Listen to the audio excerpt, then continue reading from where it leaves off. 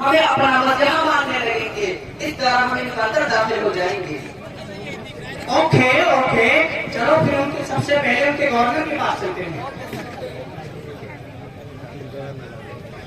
जहां हम आपकी झरियागिरी और रहमदिली और मालदारी के चर्चे सुनकर 7 समंदर पार करके यहाँ आए हैं। हमारी पिछली गलतियों को माफ करके हमें एक मौका और दीजिए, हम शर्मिंदा हैं।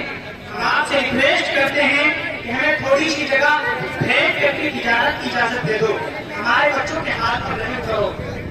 हम आपको यकीन दिलाते हैं कि हम आपके उसूलों के मुताबिक काम करेंगे।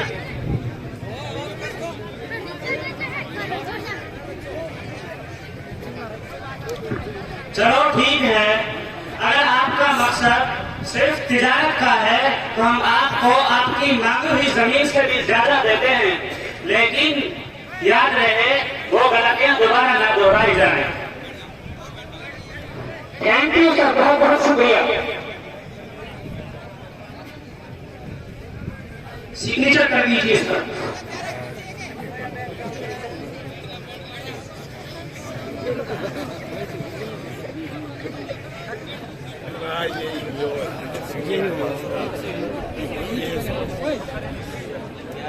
कितने हैं हमारी तरफ से आपके लिए?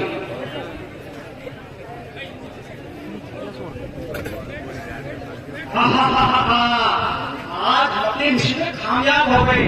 चलो फिर आज से ही काम शुरू करते हैं। हमारी कंपनी का नाम होगा ईस्ट इंडिया कंपनी।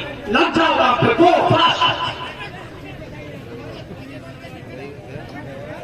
सामईन किराम, ये सिलसिला इसी तरह चलता रहा, यहाँ तक कि अंग्रेजों के बंगाल में दाखिल होने के सभी 110 साल बाद सन 1799 ईस्वी में अंग्रेजों से सुल्तान टीपू शहीद की चौथी जंग हुई और सुल्तान टीपू ने अपनों की गद्दारी की वजह से शहादत देकर वतन की सरजमीन को सैराब किया।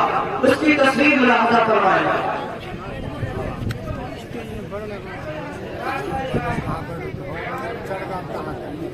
यहाँ से हट जाइए, आपके रास्ता बच्चे आ रहे हैं, प्रोग्राम पेश कर रहे हैं, कैसे निकलेंगे, कैसे आएंगे और कैसे जाएंगे, आप मुलायम उनको रास्ता छोड़ दीजिए।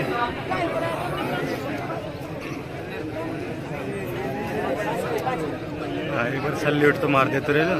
बच्चों के आने में इस तरह आप लाइन लगाएंगे तो प्रोग्राम का मजा खत्म हो जाएगा, इसलिए आप बच्चों का रास्ता खाली रखें ताकि वो अपने प्रोग्राम को सही तौर पर पेश करें। आप आगे बैठे हो, फिर भी खड़ा हो, थोड़ा स्विच ऑफ कर लीजिए।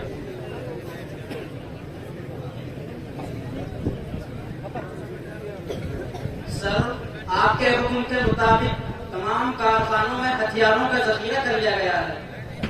चलो फिर डिवाइड एंड रूल, लड़ाओ और हुकूमत करो के उसूल बराबर करके उन्हें फूट डालकर हुकूमत की शुरुआत कर रहे हैं। सर, हमने बंगाल, अवध, दक्षिण, बिहार और उड़ीसा वगैरह छोटी छोटी रियासतों को तो कमजोर करके अपने मातहत कर लिया है, लेकिन अभी भी एक बड़ी रुकावट बाकी है और वो है मैसूर के टीपू सुल्तान, जिनसे हम पिछली कई जंगों में भी शिकस्त खा चुके हैं।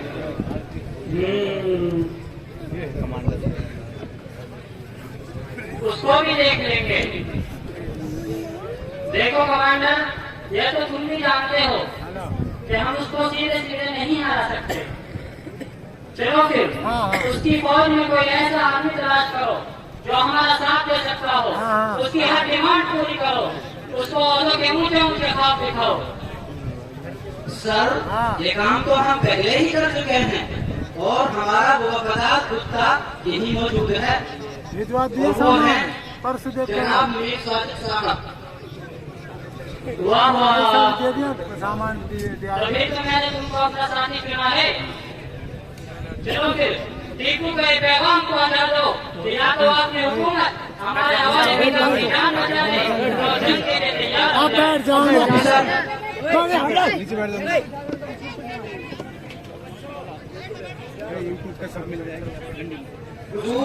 आपके लिए हमारे कमांडर की जानिब से पैगाम है।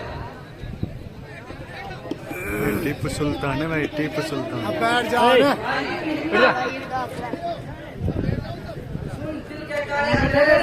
अपने मालिक को पैगाम पहुंचा दो कि हमारे लिए जान से ही ज्यादा हासिल है। शायद तुमने गुज़िश्ता जंगों से सबक नहीं सीखा। हम लोग खून के आखिरी कतरे तक अपने मुल्क की हिफाजत करेंगे, चाहे कीमत हमारी जान क्यों ना हो। इससे पहले कि मैं तुम्हारी गर्दन उड़ा दूं, निकल जाओ यहाँ से, दफा हो जाओ। जा बेटा, ओए सर, नीचे। उनकी बात समझ में नहीं आई, वो जंग करना चाहते हैं। मीर साहब और उनकी फौज में मौजूद हमारे वफादार लोगों को समझा दो कि क्या करना है। उनसे कहो कि सुल्तान के बंगोलों में बारूद की जगह मिट्टी भर दें, और जब हम मौके पर पहुंच जाए तो अंदर से हमारा साथ दें। Okay sir.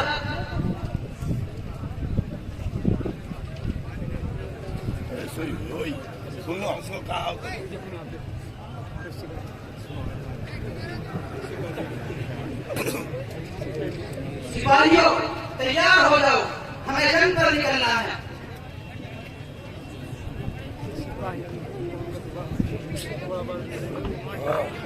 सिपाहियों, आज हमारे लिए मुबारक दिन है। आज हम या तो पाकिस्तान का लौटेंगे या शहीद हो जाएंगे। तैयार हो जाओ, हमें जंग के लिए निकलना है।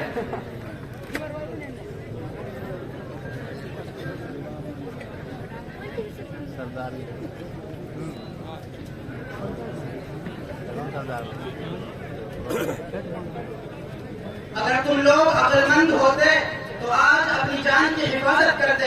हमें तुम्हारी नसीहत की जरूरत नहीं है। आज तलवार ही फैसला करेगी। हमला।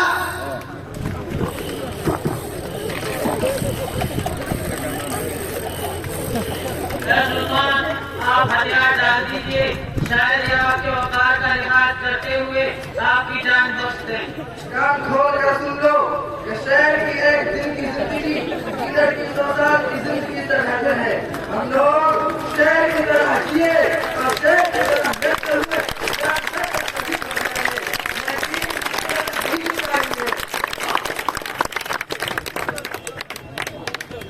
खबरदार, सुल्तान को दुश्मन के मुंह में धकेल कर खुद कहाँ भागता है। रुक, मैं अभी तुझे जहन्नम रसीद करता हूँ।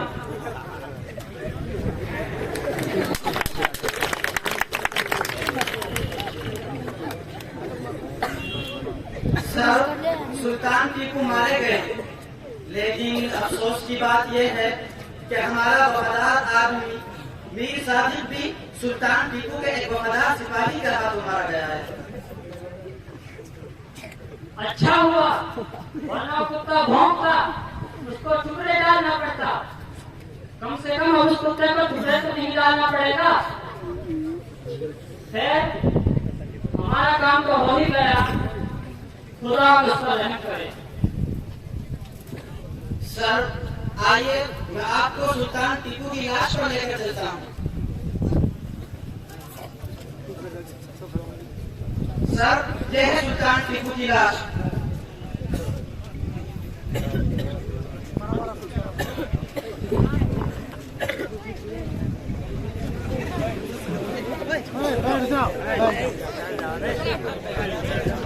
तमाम लोग ध्यान से सुने, आज से हिंदुस्तान हमारा है और कोई रुकावट नहीं बची।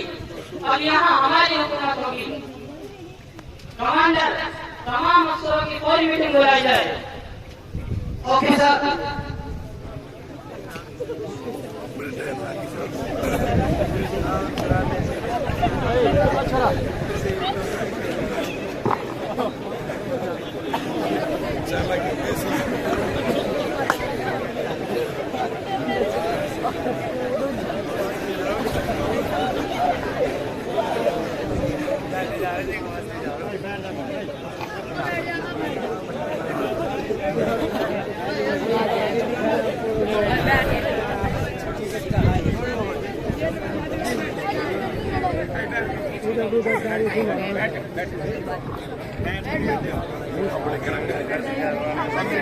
कमांडरो, अब इस मुल्क के तमाम लोग हमारे गुलाम हैं।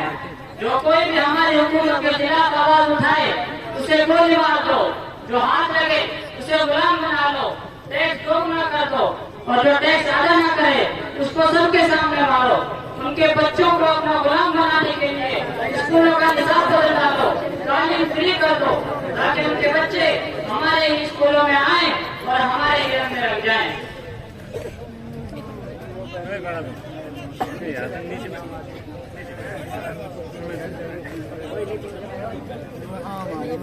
जनाब, आपने हम किसानों का टैक्स 2 गुना कर दिया है। अब हमारे पास अपने और अपने बच्चों को खिलाने के लिए भी कुछ नहीं बचा। कुछ रहम कीजिए।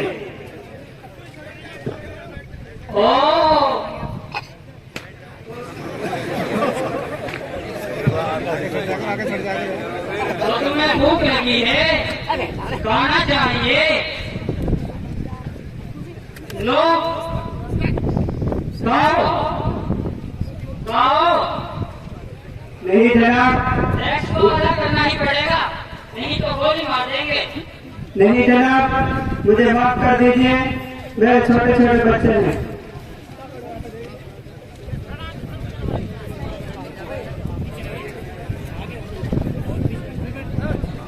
पापड़ ले लो, मूंगफली ले लो, गज्जक ले लो भाई, पापड़ ले लो, मूंगफली ले लो, गज्जक ले लो, पापड़ ले लो, मूंगफली ले लो बेटा। सर, आप देखकर नहीं कर सकते, आपने मेरा सामान गिरा दिया। कुत्ते, मुझे आवाज में बात करते हो,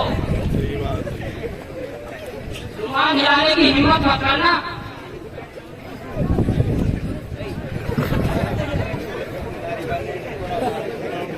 भाइयों, हमें अपना मुल्क किस तरह आजाद कराना है। हाँ भाई, मैं भी यही सोचता रहता हूँ। ये लोग क्या कर रहे हैं? सर, ये लोग आजादी पाने की कोशिश कर रहे हैं। चलो इनसे बात करते हैं। इंडियंस, तुम लोग आजादी को भूल जाओ और हमारे सामने गर्दन झुका दो। अंग्रेज हुकूमत जिंदाबाद। हरगिज़ नहीं, हम सर तो कटा सकते हैं, लेकिन सर झुकाएंगे नहीं। और आजादी को हम लेकर सर कटा सकते हैं, लेकिन सर झुका सकते नहीं। चलो फिर तुमको मुकम्मल आजाद कर देते हैं।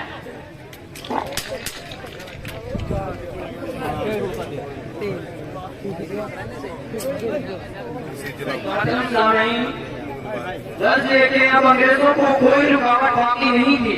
हिंदुस्तान के लोग भी तकरीबन गुलामी कबूल कर चुके थे, सिवाय कुछ बाज़मीर लोगों और उलमा किराम के। लेकिन सन 1857 की शामली की जंग में वो बाज़मीर उलमा भी शहीद या मुंतशिर कर दिए गए।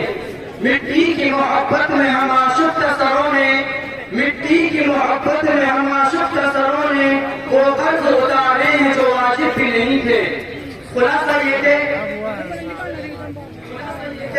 19वीं सदी के आखिर तक सिर्फ मुस्लिम कौम ही अपने उलमा के साथ तने तनहा जिद्दोजहद करती रही और मुसलमान ही हर तरह की कुर्बानियों के नजराने पेश करते रहे।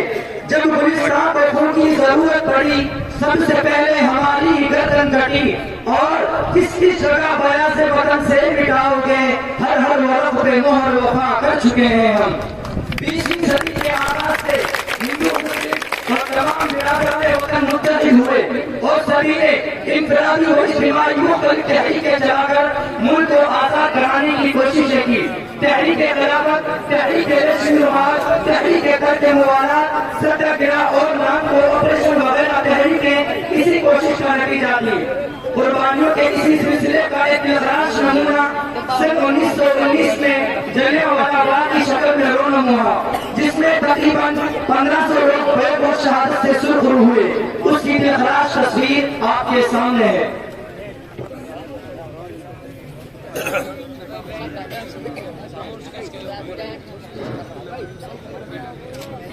सत्याग्रह कमेटी के महान पुरुषों, आज जनरल डायर ने पंजाब के कई जिलों में मार्शल्ला लगा दिया है। पुलिस हर जगह तैनात है और हमारे 2 बड़े लीडर डॉक्टर सत्यपाल और डॉक्टर सैफुद्दीन कचरू को गिरफ्तार कर लिया गया है। हम बड़ी बेचैनी महसूस कर रहे हैं, कुछ कीजिए हुजूर। ठीक है, हम फौरन इमरजेंसी मीटिंग करते हैं।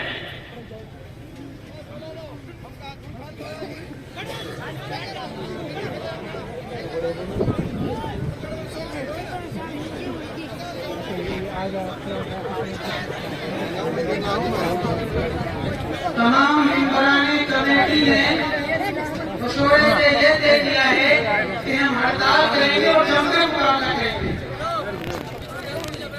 तमाम बिरादरानी वतन को ये इत्तला दी जाती है कि सत्याग्रह कमेटी अपनी लीडरों की रिहाई के लिए हड़ताल करेगी।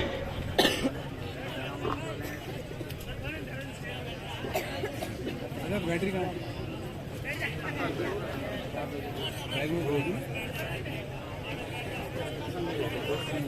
भाइयों, कमेटी को अपना काम करने दो, डिस्चार्ज हम अपना काम करेंगे। हम अपने लीडरों की गिरफ्तारी को हर किसी को नहीं करेंगे। आज फैसला होकर ही रहेगा। चलो हम चलियान वाले बाग में जमा होकर एहतजाज करेंगे और अंग्रेज हुकूमत के खिलाफ आवाज बुलंद करेंगे। वहाँ लेके चार्ज लगा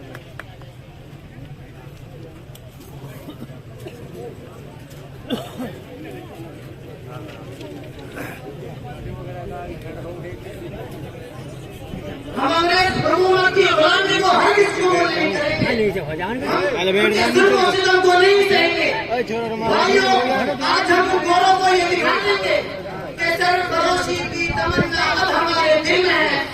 सरफरोशी की तमन्ना अब हमारे दिल में है। देखना है जोरबाजी का कातिल है।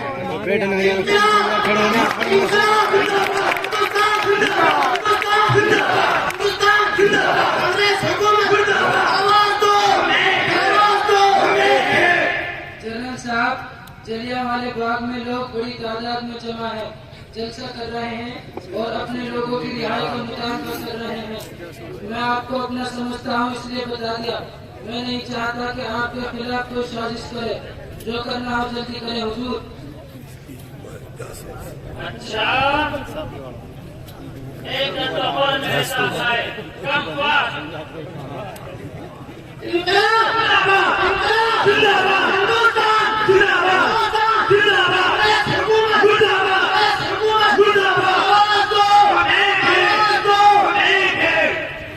कमांडर, जननशीन रास्ते पर लगा दो, रास्तों को बंद कर दो और तमाम लोगों को घेर लो, कोई भागने ना पाए।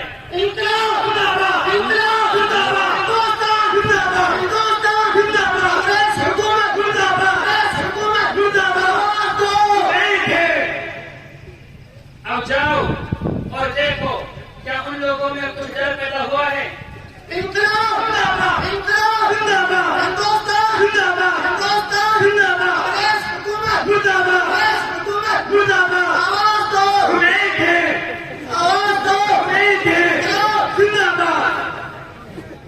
जनाब, वो मजबूती से डटे हुए हैं, डरने का नाम नहीं और वो पीछे हटने को भी तैयार नहीं।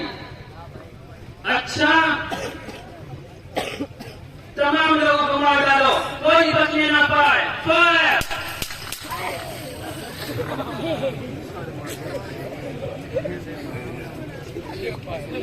बिरादराने वतन, इस संदोहनाक हादसे में तकरीबन 1500 लोग शहीद हुए।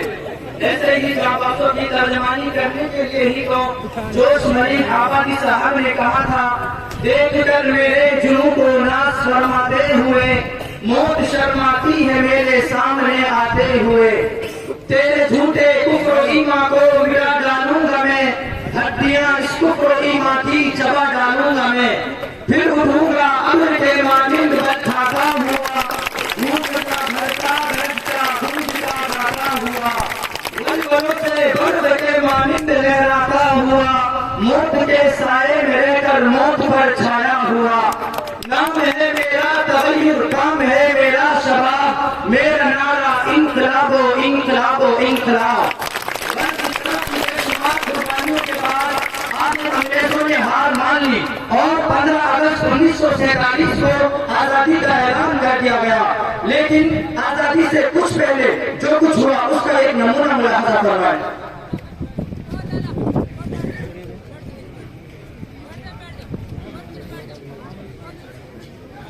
वर्ष 1942 के बाद से पिछले 4-5 सालों में हमें भारी नुकसान बर्दाश्त करना पड़ा है। हमारे हजारों फौजी मारे गए हैं, मुख्तलिफ फौजी कैंप तबाह कर दिए गए हैं और कैंपों समेत बहुत सा जंगी साजो सामान बर्बाद कर दिया गया है। लोगों के दिलों से खौफ निकल गया है। अब हमसे यहाँ के लोगों की मुज़ाहमत बर्दाश्त नहीं होती। ऐसा लगता है कि अब हमसे यहाँ लोगों की मुज़ाहमत बर्दाश्त नहीं होती। ऐसा लगता है कि अब हम ज्यादा वक्त तक उनका सामना नहीं कर सकेंगे और अब उन्हें गुलाम बनाकर रखना शायद मुश्किल बात है। सर, आपका क्या कहना है? ऑफिसर, मैं भी यही सोचता हूँ कि ये लोग बात नहीं आ रहे हैं और हमारे काफी लोग मारे जा चुके हैं।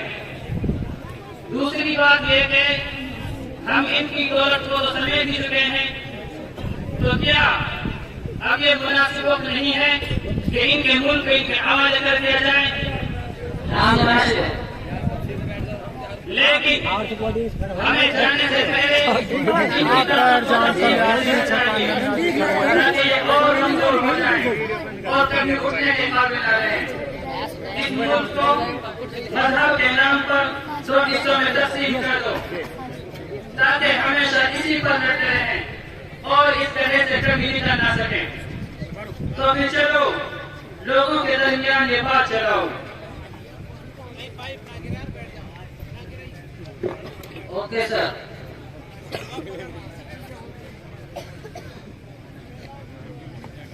मेरे प्यारे मुसलमान भाइयों, अपने पांव पर खड़ा होने का वक्त आ गया है।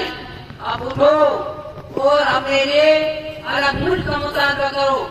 आपका अपना मुल्क अलग होना चाहिए, जहां आप आजादी से जिए और किसी की गुलामी ना करें।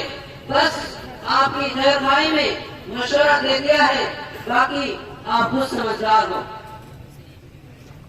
हाँ, बात तो सही है।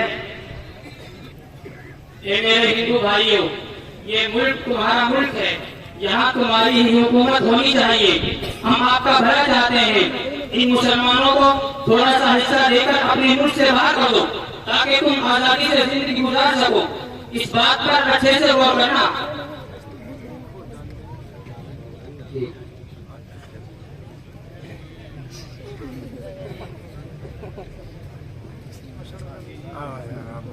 हमें मुसलमानों का एक मुस्तकिल मुल्क चाहिए जहां हम मुकम्मल तौर पर आजाद रहें।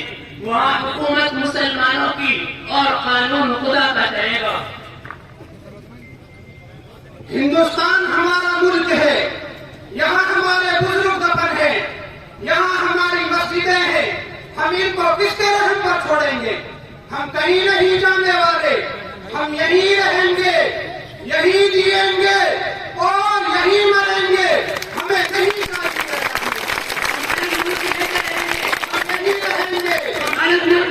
रहेंगे, हम यहीं रहेंगे। कब तक इस तरह दूसरों की बुराई बर्दाश्त करेंगे? हमें नहीं चाहिए।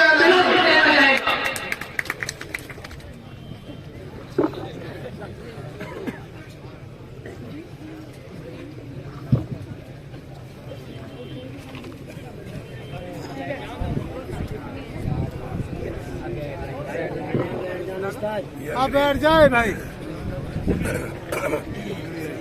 ब्रेकिंग न्यूज, आज की बड़ी खबर।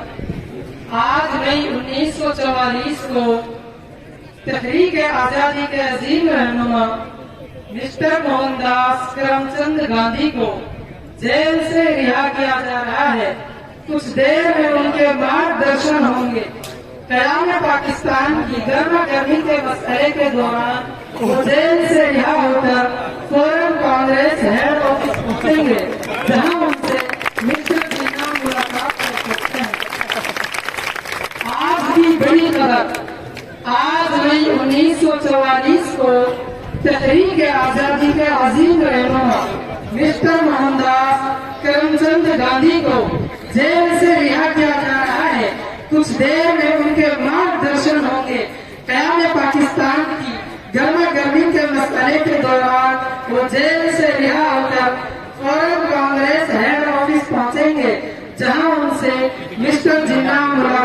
सकते हैं। मैं नसीम अहमद, कैमरामैन सलीम अहमद के साथ, शुक्रिया।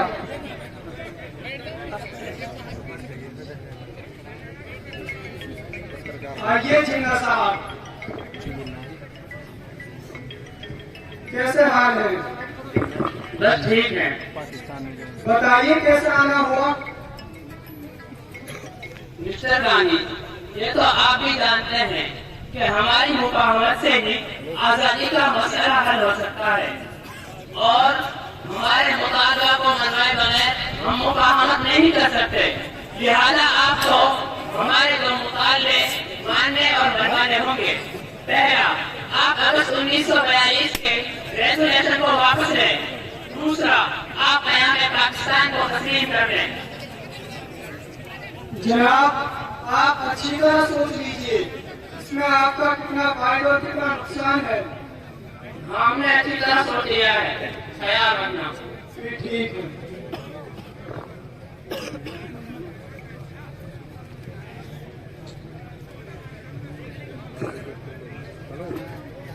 सलाम वालेकुम मौलाना साहब। वालेकुम अस्सलाम व रहमतुल्लाहि व बरकातुहू। सुनाइए मौलाना साहब, क्या हाल है? आप सुनाइए मिस्टर जिन्ना साहब, कैसे आना हुआ? देखिए मौलाना साहब, हम अहल मुल्क तो रहकर ही रहेंगे। मिस्टर जिन्ना साहब, आपको क्यों पड़ी हुई है अहल मुल्क की? हमारा इसमें क्या मफाद है? देखो, मैं पहले भी कह चुका हूँ और अभी कह रहा हूँ कि हिंदुस्तान हमारा मुल्क है। हमारे बुजुर्ग यहाँ दफन है, यहाँ हमारी मस्जिदें हैं। हम इनको किसके रहम पर छोड़ेंगे? हम कहीं नहीं जाने वाले, हम यहीं रहेंगे, यहीं जिएंगे और यहीं मरेंगे। हमें नहीं चाहिए। देखिए मौलाना साहब, जब हम आपस में फैसला नहीं कर सकते तो हम अपने इस मसले तक़सीम वतन को कांग्रेस वर्किंग कमेटी का हवाले करते हैं। वो जो फैसला करेंगे हमें मंजूर होगा। ठीक है।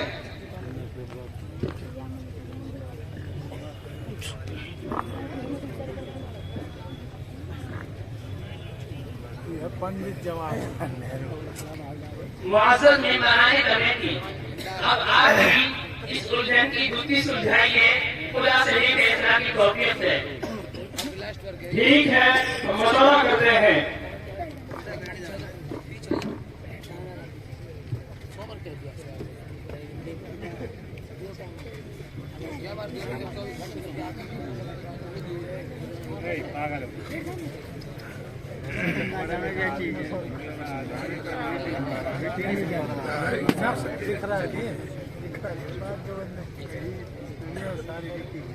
तमाम मेंबरान कमेटी मशवरे के बाद इस नतीजे पर पहुंचे हैं कि इस मुल्क को दो हिस्सों में तकसीम किया जाएगा। यहाँ के लोग भी यही चाहते हैं। खुदा करे इसी में इनका भला हो। बाकी आखिरी फैसला अंग्रेज हुकूमत ही करेगी।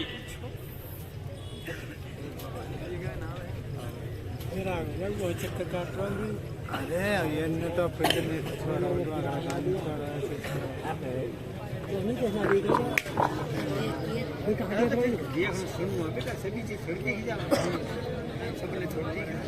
Lord Mountbatten, viceroy Hind, Hindustan के लोगों की चाहत और वजीर आजम बरतानिया की इजाजत और मंजूरी से ये ऐलान करता हूँ कि इस मुल्क को दो हिस्सों में तकसीम किया जा रहा है, हिंदुस्तान और पाकिस्तान। खुदावंद दोनों को खुशहाल बनाए।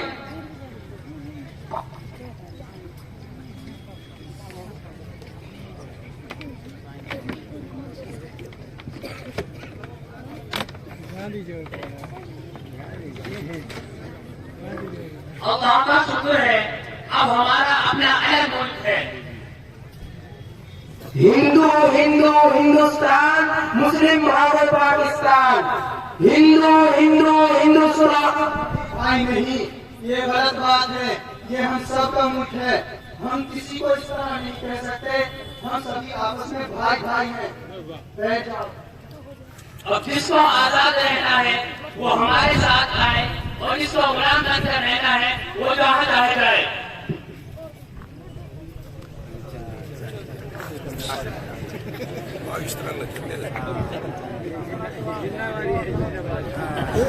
भाई मुझे छोड़कर कहाँ जा रहे हो? भाई तुम भी आ जाओ। चाचा जान मुझे छोड़कर कहाँ जा रहे हो चाचा? तुम भी आ जाओ। रुको, सुनो भाइयों, तुम लोग कहाँ जा रहे हो? इस मुल्क को छोड़ अपने मुल्क जा रहे हैं। ऐसा ना कीजिए, ऐसा ना कीजिए। आपका यही मुल्क है, यहाँ आपकी मस्जिदें हैं। ऐसा ना कीजिए, ऐसा ना कीजिए। बिरादराने वतन और मुअज़्ज़ज़ मेहमानान एज़ाम, इस तरह मुस्लिम लीग के सियासी मफाद और मोहम्मद अली जिन्ना की जिद के साथ तकसीम पर समझौता करके वर्किंग कमेटी की सियासी हार ने मुल्क की आजादी को दो हिस्सों में तकसीम कर दिया और न्यू अंग्रेज का मिशन मुकम्मल हो गया। आजादी की खुशी के साथ अपनों से बिछड़ने का दायमी गम जिंदगी का जुज़ बन गया और कुछ तो इस तरह बिछड़े कि जिनको आज तक मिलना नसीब नहीं हुआ, जबकि कुछ को इसकी कीमत अपनी इज्जतों और जिंदगियों से चुकानी पड़ी। इसी पर तो अल्लामा इकबाल ने कहा था, वो वक्त भी देखा है तारीख की आंखों ने, वो वक्त भी देखा है तारीख की आंखों ने, लम्हों ने खता की थी सदियों ने सजा पाई। हज़रात, ये तारीख की वो हकीकी तस्वीर है जो तारीख के सफ़हात पर जली हुरूफ में रकम है। इससे आप बखूबी अंदाजा लगा सकते हैं कि जिन मुसलमानों ने पाकिस्तान को ठुकराकर हिंदुस्तान में रहने को तरजीह दी, वो अपने इख्तियार से यहाँ रुके। लिहाजा तमाम हिंदुस्तानी मुसलमान बाई चांस नहीं बल्कि बाई चॉइस से गया है। इनका हुआ आज भी यही शहादत देता है कि नमक का भी वतन की उल्फत मेरी मिट्टी से भी खुशबू वफा आएगी। बहरहाल, हम आज के इस प्रोग्राम से ये पैगाम देना चाहते हैं कि तकसीम का एक दर्द तो हम पहले ही बर्दाश्त कर चुके, अब कोई और दर्द नहीं चाहते। लिहाजा तमाम बिरादरान वतन के दरमियान बढ़ती हुई नफरत की खलीज को हम पाटने की कोशिश करेंगे और तमाम अहले वतन मिलकर मजहबी भेदभाव से बचकर मोहब्बत से जिंदगी गुजारेंगे इंशाअल्लाह। मजहब नहीं सिखाता, आपस में भेद रखना। हिंदी है हम, वतन है हिंदोस्तां हमारा। हिंदी है हम, वतन है हिंदोस्तां हमारा। माशाअल्लाह, कितना खूब